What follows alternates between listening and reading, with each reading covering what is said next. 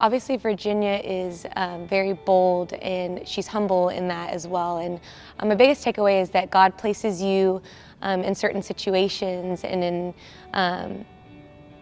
just in different trials and tribulations, and He equips you. It's not that she had that all in her. It was that Christ put that in her and gave her the strength and the power to do what she was doing.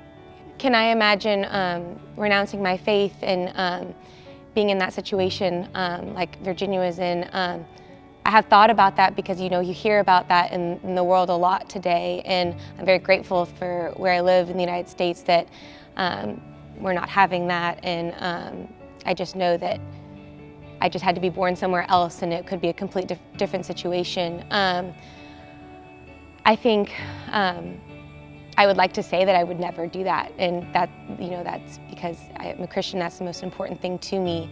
But I think that's a very difficult situation to be in, and Virginia was put in that position. And in her book, she talks about how God gave her the strength and the courage when someone was standing, holding a gun up to her head, and telling her to renounce her faith, and yet she still didn't. And so I think that just goes to show the power of Christ, the power of the gospel, and just the Holy Spirit living inside us.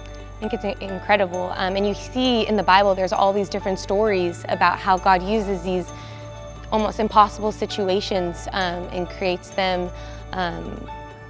He just completely transforms and flips them around. And that just goes to show that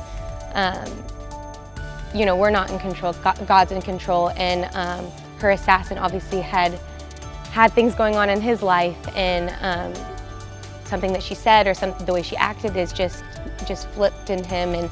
And she talked about how he came in as her assassin but left as a brother of Christ. And it just shows it doesn't matter how small you are, young you are, pushed down, whether it's like your faith or through government or anything like that, you can still have the power of Christ in you, and you can still be bold in Him.